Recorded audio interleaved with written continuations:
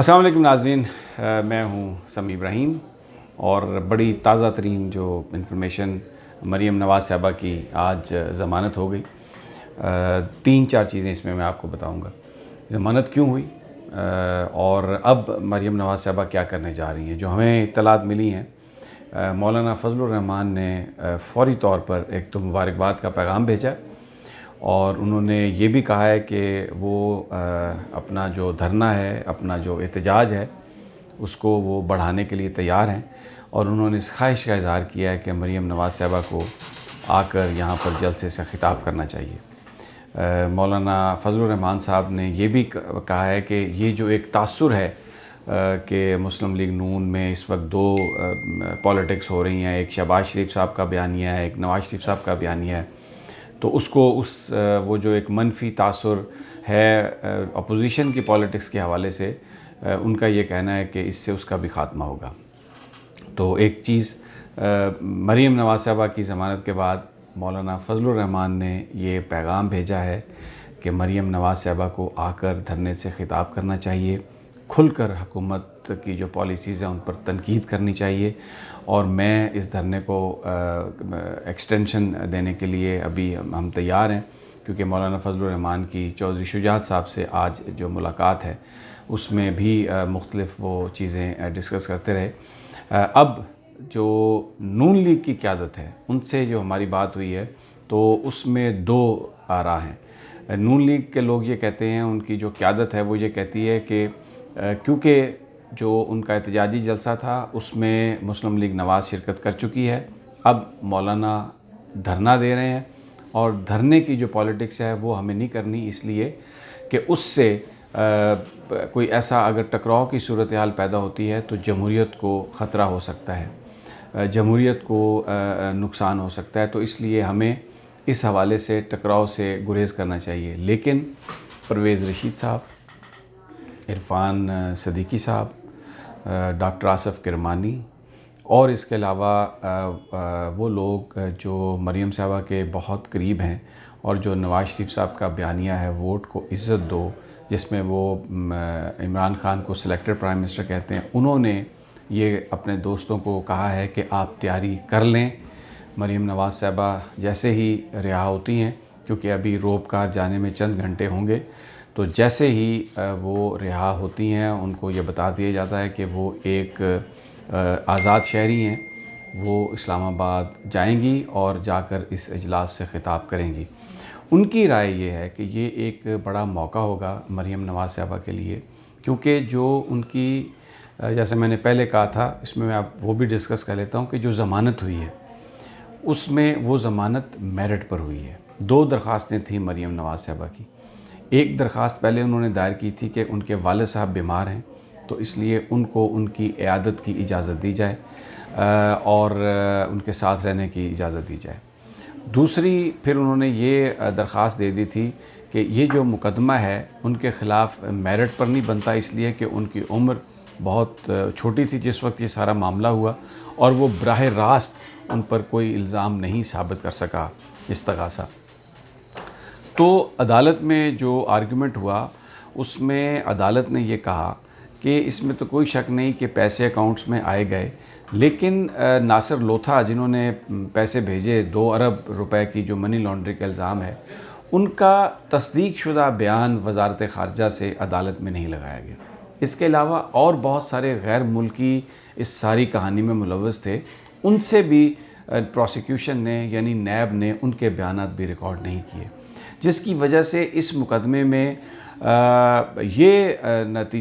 इस नतीजे पर पहुंचना कि प्राइमा फेसी के मरीम नवाज़ साहबा इसमें मुलव्वस हैं, अदालत ये समझती है कि उनको रिहाई मिलनी चाहिए और उनके ख़िलाफ़ अभी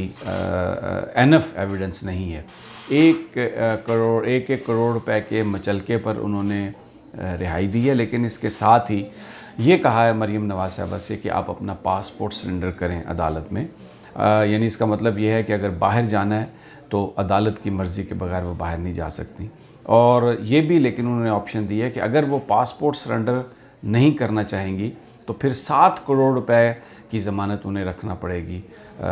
अदालत के पास। बहरहाल ये तो उनका फ़ैसला होगा। अब जो मैंने बात जहाँ से मैं शुरू कर रहा था कि जो परवेज़ रशीद साहब हैं और जो दूसरे लोग हैं मुस्लिम लीग में नवाज़ शरीफ साहब के बयानिया के हामी, उनका ये कहना है कि ये बड़ा एक बेस्ट फोरम है कि मरीम नवाज़ साहबा आएँ और आकर वोट को इज़्ज़त दो, जो नवाज़ शरीफ साहब का बयान है उसको दोहराएँ और भरपूर अंदाज में वो जो वहाँ पर एक बहुत बड़ा मजमा है 30-40 हज़ार लोग मौलाना फजलुर रहमान के हैं, और अगर मरीम नवाज़ साहबा के आने की तला जैसे अब नून लीग के वर्कर्स को मिलना शुरू हो गई है, तो उनका ये ख्याल है कि कई हज़ारों की तादाद में मुस्लिम लीग नून के लोग भी मज़ीद इसमें शरीक हो जाएंगे और ये एहतजाजी जलसा एक बहुत बड़े एहतजाज में तब्दील हो जाएगा। और मरीम नवाज़ साहबा को ये मौका इस्तेमाल करना चाहिए, वहाँ पर जाकर बताना चाहिए कि देखें उनको किस तरह विक्टिमाइज़ किया गया, किस तरह उनके जिस्मानी रिमांड्स लिए गए, किस तरह उनको रखा गया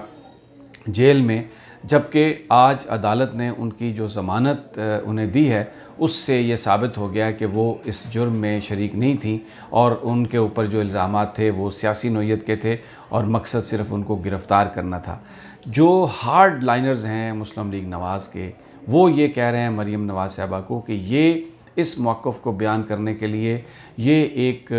बहुत बड़ा एक आपके पास अपॉर्चुनिटी है और आप इसको इस्तेमाल करें। और दूसरा, मुस्लिम लीग नून के अंदर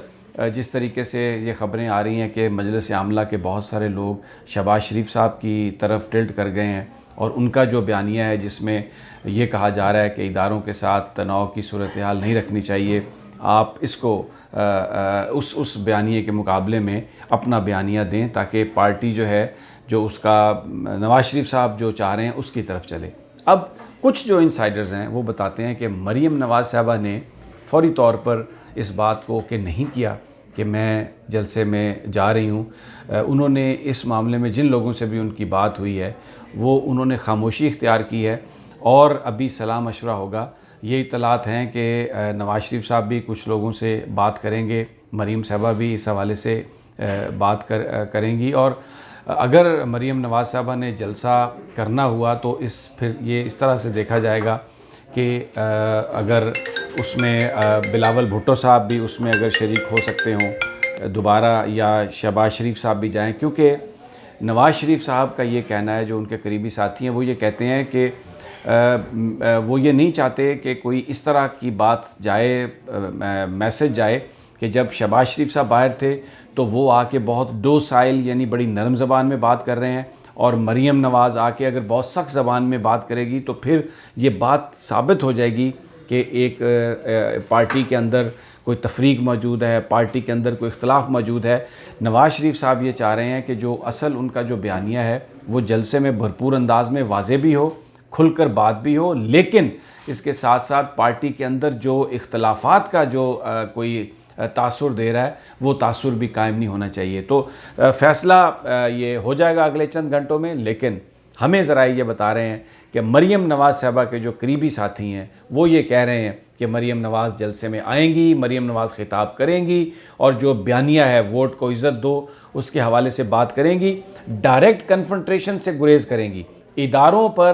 इदारों के हवाले से जो उनकी गुफ्तगू होगी उसमें थोड़ी सी वो एहतियात बरतेंगी, लेकिन वोट को इज़्ज़त दो, नए इंतखाबात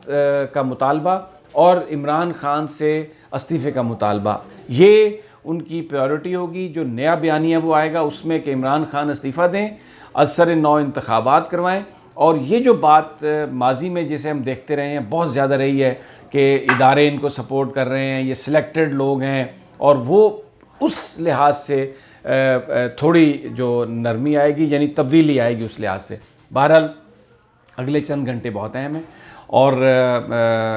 जिसमें मरीम साहबा ये फ़ैसला करेंगी और उनकी अब सियासत पर कोई पाबंदी नहीं है क्योंकि उनकी ज़मानत कोई इस बुनियाद पर नहीं हुई कि उन्होंने अपने वालिद की तीमारदारी करनी है। वो जो इल्ज़ाम थे अदालत ने उनको रद्द किया है, कहा है कि इसके एविडेंस नहीं है, तो वो भरपूर उनके पास मौका है पॉलिटिक्स भी करने का और वो करेंगे भी और आकर वो ये बयान भी देंगी वोट को इज़्ज़त दो। और ये अब जो मौलाना फजलुर रहमान का जो एहतजाज है, ये जो धरना है, ये अगले चंद दिनों में एक नई सूरत इख्तियार कर सकता है। अभी तो ऐसा लग रहा है कि मौलाना